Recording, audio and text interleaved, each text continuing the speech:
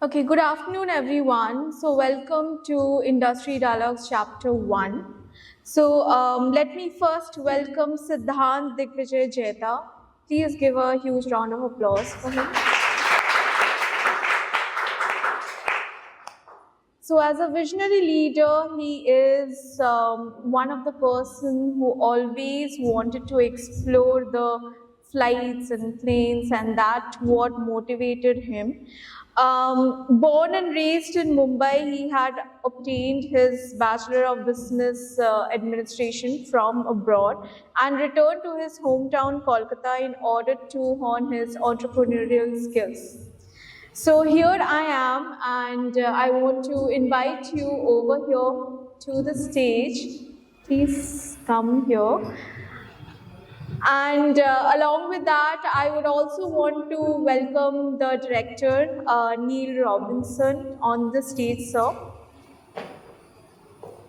So here is a small token of thanks from ESEDS School of Design. Please put a huge round of applause, everyone. Thank you so much. Thank you so much. It's a design by the students. Thank you. Thank you. Thank you, everyone. And I would like to give the stage to him, and please share your experiences with him. Okay, so truly an honor and a privilege to be here. And I'm truly excited to meet all of you. So today I'm going to just share a very friendly story. It's about myself, my own journey in terms of entrepreneur.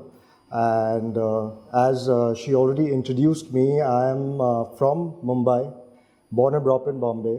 And then I shifted to London. I was in UK for 5 years, did my education there. But I want to share a little bit story about my own life. So when I was a student, when I was in school, fashion to me, just came naturally. My parents always pushed me towards academics, like I think every parent does. But something, and I was an average student, but something inside me always pushed me towards art and creativity. So even when my parents, suppose they're buying me a new shirt or clothes or t-shirt, they used to give it to me. I used to take it to my room, scribble with crayons, paints at a very young age, and just wear it. And then they used to see me and they were saying, what the hell, you've already spoiled the shirt, which we just bought you. So, that kind of creativity came very naturally from a young age. And then after that, after my 10th standard, I was in London. I was in Cambridge Arts and Sciences, where I did my A-levels. And then I went to Oxford Brookes University, where I did a BBA. And at that time, my family business, we are into aviation, which is one of the largest importers of aircraft and aircraft spares in India. And we supply to all the government flying schools, charter companies. So where you see a politician or a Bollywood actor traveling in a private aircraft is through my customer aircrafts. So I was the 4th generation now running that business. But when there was a separation in my family, and straight after my education in London, my uncle used to handle the head office, which was Calcutta. My father used to look after the branch office in Bombay, and because of the separation, he sold the company to us. And the whole family had to shift from Bombay to Calcutta. That is why I am now in Calcutta, because my head office is situated in Calcutta. And when we got the company, it was in dire straits. There were a lot of liabilities left in the company. We had no knowledge of Calcutta because we were not from Calcutta. And it was a totally new place for us. I didn't have a single friend because I didn't know anybody in Calcutta. And so at that time, I got into a state of depression for almost 2 years. I just used to be in my house and then go to work, not knowing what is going in work because I had no clue, then go back home. So I used to count hours in my watch to see, when the time gets over and I can go back home. And the next day used to be the same. So this was it took me at least a year and a half. My parents tried putting me on counseling sessions, coaches, who used to come home and talk to me to try and get me out of the shell, but nothing worked. But I had some good friends in Bombay, which, told me and advised me that, now that you're in Calcutta, you need to come out of your shelf, you get one life, try and inspire and motivate others, and try and build that business which deprived you from living in Bombay, going to Calcutta, and now that your whole family is in Calcutta and you know that your bread and butter is now in Calcutta, you need to try and revive that business. And slowly but surely, I took that as a positive note. I started going to the office with a different mindset now. Started with the ground, root level, started with inventory in the warehouse, learning about that, because every step there was a hurdle, so you need to learn, I think, slowly but surely. You need to know everything more than what your people already know in the office, because otherwise you get dictated and you don't know what's going on. So that is where my journey started as an entrepreneur. Slowly but surely, we were left with huge liabilities with the bank, and it became difficult. And then I decided, when I started learning the integrities of the business, building my customer relationships, speaking to the customers myself instead of my employees doing it. And slowly but slowly, in today, I'm proudly to say we're a debt-free company. In fact, we're our own financed company. And that is something which I'm really proud of, doing that. But besides being an entrepreneur, my heart was always into fashion. It was always into something different, which I create on my own besides my family legacy. So, but in the middle, I had a dark phase. I was diagnosed with type 2 diabetes. It was my sugar levels and my fasting went to 225. So it was, and I became almost 106 kgs. Anything I was eating, like if you're putting on a kg, I'm putting on 2. So it came to a state where I became 106 kgs and became so lethargic. I used to take 10 steps and, start having breathing issues, and there were a lot of complications. So then my family physician told me that, few things, start step by step, because obviously when you suffer, it's not you suffering alone. Your entire family suffers with you, seeing you in that state. So slowly by slowly, they gave me some advices. I tried following them. I had a nutritionist. They told me start with steps. You don't have to find a gym or a park to do your daily exercise.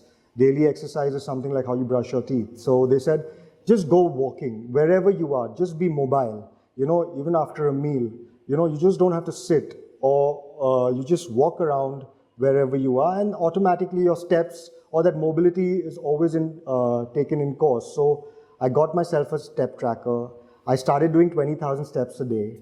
On an average, we anyways walk about 10,000 steps. You don't realize it, but in a day when you're walking around, you're doing anyways 10,000 to 12,000 steps. So that helped me. I started wanting to push myself more. And then I joined a MMA and a kickboxing class, which also really helped me. My diet I became totally vegan. I went off lactose products, so no milk products I've had from last 2 years. And slowly, these changes really helped me, and it's been almost, I think, a year and a half now. I'm diabetic free. I've reversed my diabetes. I'm off medication.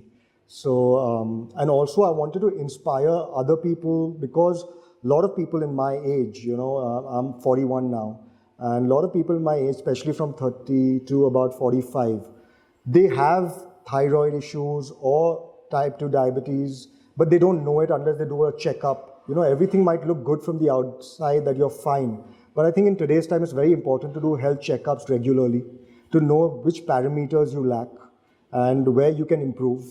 So, because technology, is advancing. A lot of radiation, every day we are on the mobile phones. You won't know it, but a lot of radiation is spread everywhere, and because of that, a lot of diseases are also getting spread. So how one can balance your life, be more conscious, where you think you can switch off, try and switch off then. So that also helped me a lot. Now I don't take my work home. After 6 o'clock, I completely switch off, give time to the family, give time to my social people, my friends. So there has to be a balance, I think, in today's life. People say, that you get work pressure every day, you're into deadlines, you're into a lot of things, but how you balance your entire day is also itself a job, I would say. So this is my health journey, which made me also write a book. I've written 2 books. In fact, one book I've written on my own transformation health journey called Live Life the Healthy Way by Siddhant Digvijay Jetha. And that book is available on Amazon and in Amazon UK as well. And just a way to inspire the people, that if I can do it, so can you. So, and also I started a health snack journey, because snacking is something we always binge on. Like we want to eat something at any odd time of the day, odd time of the hour. But, I've made a conscious effort, to try and inspire people. When you eat snacks also, there can be a healthier way. At the same time, they can be tasty, but with a healthier option. So that too also I started. We are in almost 6 cities now. I'm launching 8 more cities. So within 2 years, we should be a national brand. And you'll find my products in almost every city. So that is something which is my own startup brand. This is one of my startups. My second startup was called The Home Story. It is mostly into luxurious home accessories. We import from 7 countries. And I have a dedicated craftsman team out here. But I give them my designs because I don't like just importing and selling. I like improvising on the designs I create to give that a unique and a new look. So that is something also one of my startups, and it's almost been 2 years since I've started that. My third startup, which I'll be launching now, I think in Diwali, would be my fashion brand, which I'm really excited about. It's called the House of SDJ, and it's going to be more of a pop-up website where it's going to be luxury streetwear. This is one market which is not really covered in Calcutta. You see, menswear fashion is not so much in Calcutta where you see it in Bombay and Delhi. But, people, in fact, a lot of people tell me that, we don't have options. We have to go to Bombay, Delhi, or probably online to shop. But when you shop online also, there you might not be happy with the fit. You might not be happy with the style when you receive the products. So I always had a dream to transform Calcutta, where men also can, enjoy fashion, be more experimental. That is the reason I am launching this brand. It's going to be a pop-up website, as I said, and it's going to be playing with a lot of colors. It's going to be playing with a lot of bling.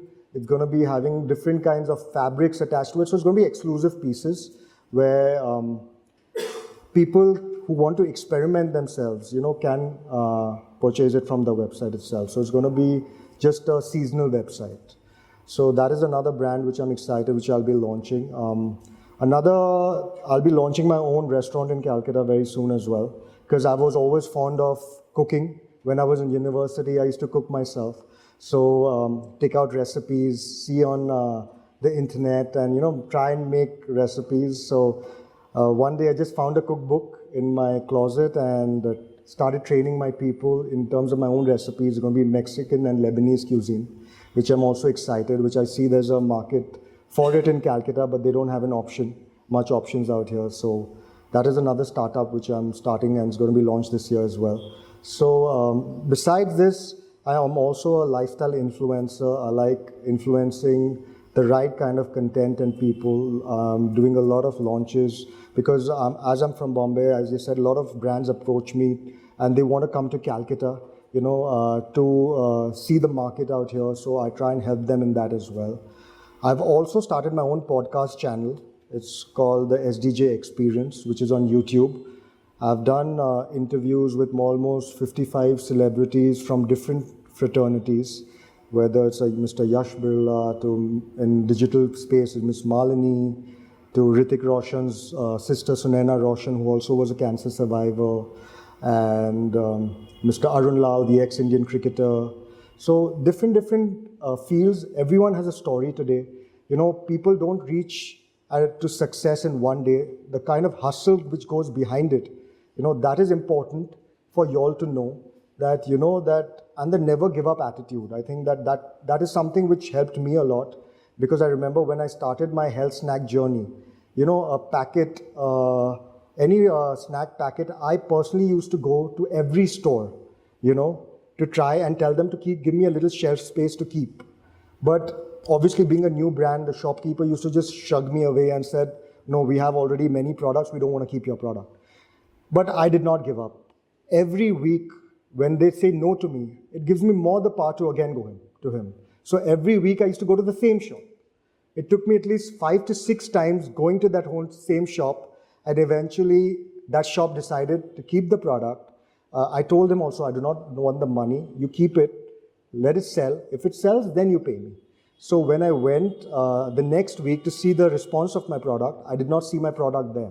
So I was worried, what happened to my product? Have they just thrown it away or kept it in their warehouse?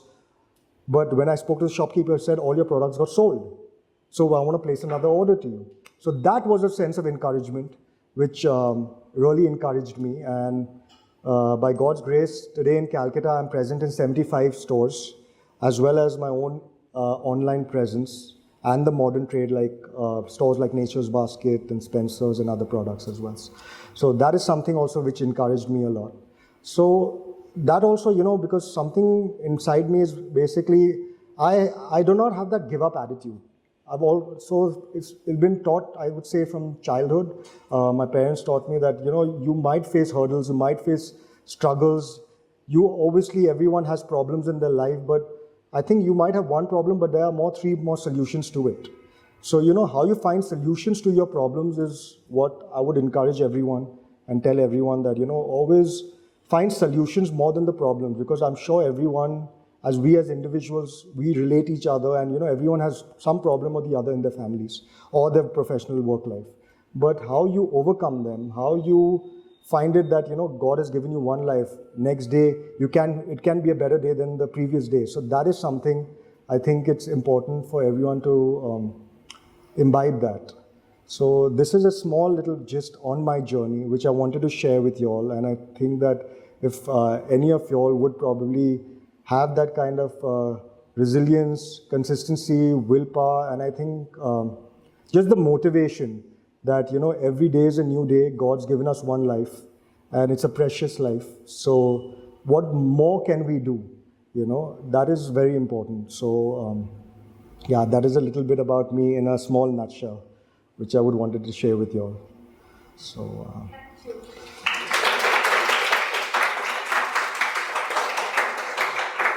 thank you so much for sharing your journey with us. Now, one of our students, Riddhi, she has a few questions. Sure. For you. So, Riddhi.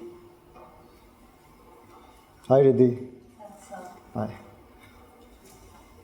So I would like to ask you, you were recently seen at the Unconventional Calcutta. Yeah, that was yesterday. Yes. Yes, sir. And you quoted that you resonated with it personally. Yeah. So what do you think is the future of brands such as Unconventional in a country like India? I think there's a big potential scope. Actually, when I went to the brand yesterday, in fact, I met the owners as well, and I was super thrilled. I was actually feeling the inner happiness to see something like that.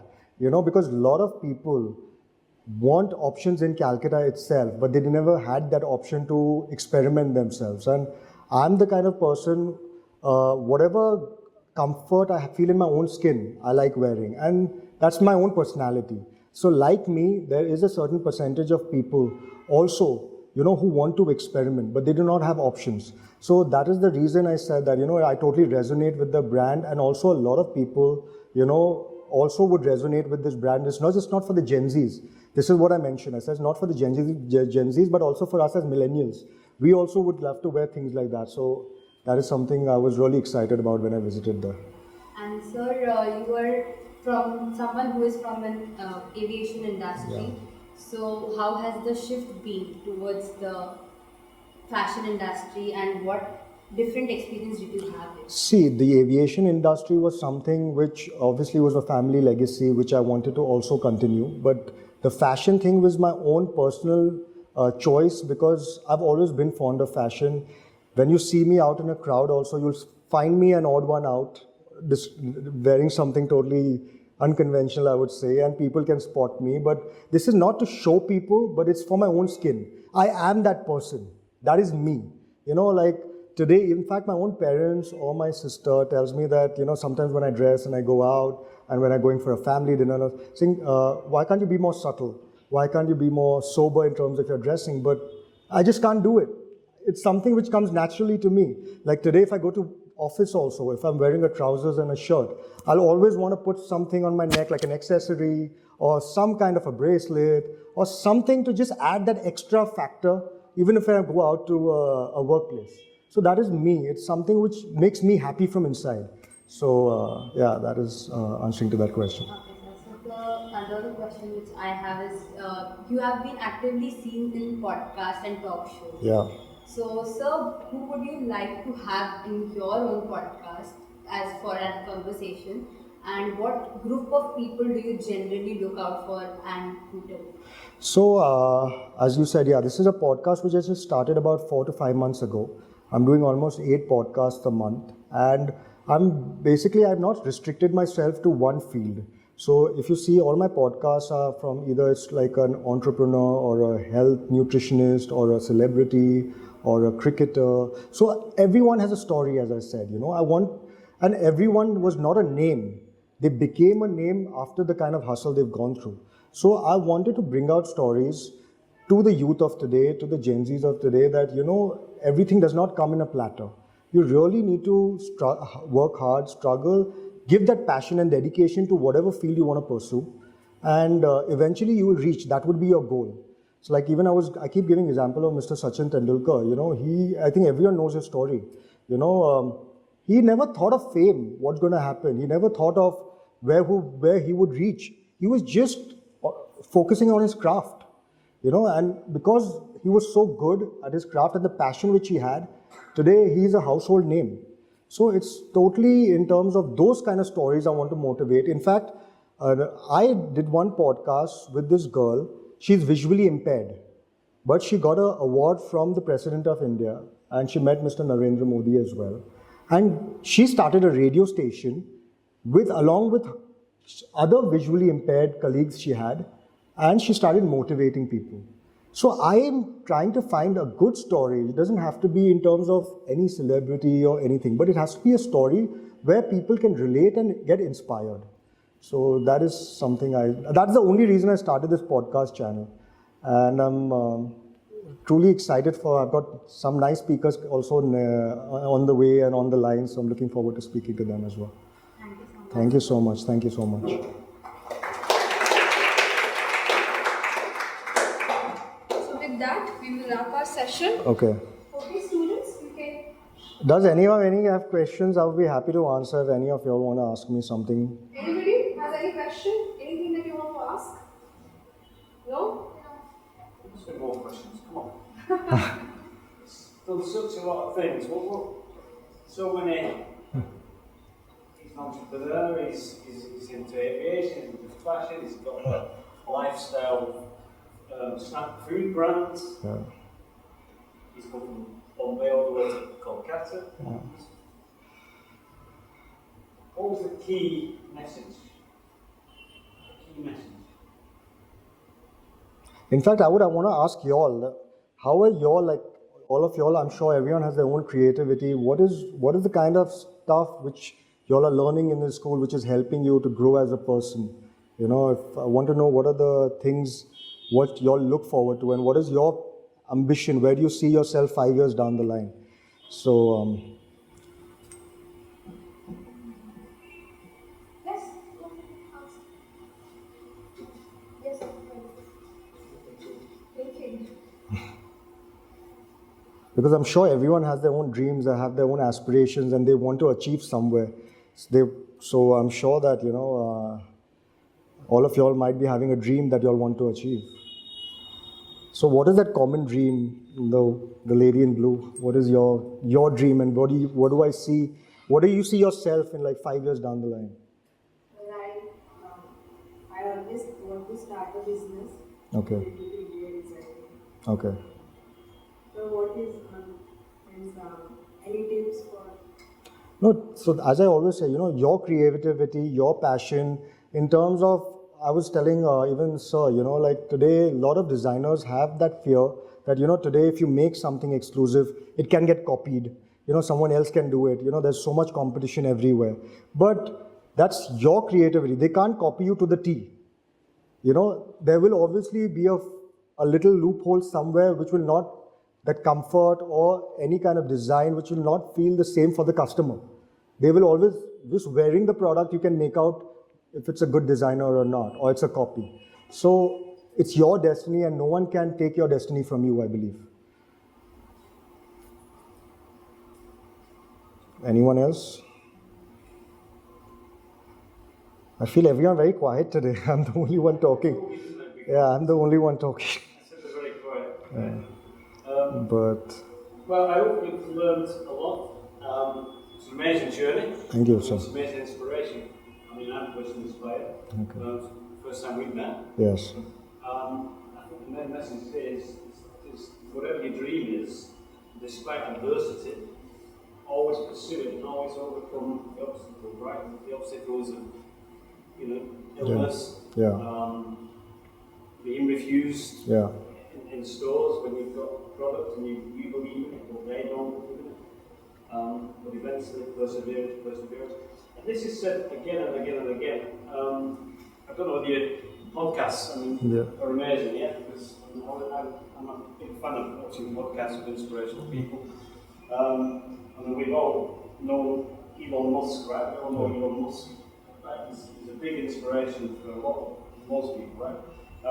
And he says something similar, right? SpaceX. So he said, I don't know if he watched any of his podcasts, but when he was starting SpaceX, he had this idea after selling his first companies, he sold 2 companies. He's failed as well, but yeah. He said that he was going to go to Russia, and he said he went to Russia to buy 2 rockets. And he arrived in Russia and they went, this crazy American guy wanted to buy some of our rockets. As if Yeah. Then he realised how expensive they were to buy. Because they said, well, the rocket costs like $200 million or something. Anyway, wow. So that's what inspired him to then become a producer. Because he thought, so on the plane back home, after failing to buy 2 rockets from Russia, as a crazy American, he completely drew the plans to do his own rockets. In every single part, he costed every part of every rocket, and thought, I can produce these cheaper. So why do I need to buy them from Russia? And that was his start, right? So he failed the first time to buy them, and then when he did start, his first 3 rockets blew up, right? Yeah. So again, adversity. And he said, I had this amount of money that I started the company with SpaceX, and I had this amount of money which was my security. He said, do I put it all into the business or do I keep it safe? And he put it all into the business. And he said, if this goes wrong, my 4th rocket, I'm bankrupt. And luckily, 4th rocket didn't go wrong in that space. And the rest is history. But adversity, perseverance, dream, or even your product. And I think that's exactly what Siddhant is saying. Yeah. In fact, my last message also to everyone would be, don't think if you have an idea, don't think it's a small idea, a stupid idea. If you believe in it and you think that, this is something which you believe, but others don't see that vision, but you do definitely believe in it. So do try and try for it and pursue it, because you never know, a small idea can lead you where. So I believe that, everyone has great ideas, every individual is different, and everyone, I think, has a creative mind. So I feel that, anything you do, no matter whatever you think, whatever kind of thought processes you'll have in your mind, and you believe in it, go for it. Because I feel what I've seen today, the Gen Zs of today are more risk takers what we were back in the day. So that, and you all have a vision probably what we didn't have back in the day. So, and you all are the future of tomorrow. So I think that if you believe in something, and you will get a voice from inside that, this is something which I think I'm in the right path and I think I can do it. So don't think from the outside noise, believe in it. So yeah, that's a message. Thank you. Thank you so much. Thank you so much, guys. It was wonderful meeting all of you, and thank you for inviting me. And it was a wonderful session. And thank you, sir. Thank you, Shrija, and the entire team to arrange this. And I'm truly, truly humbled. Thank you, sir.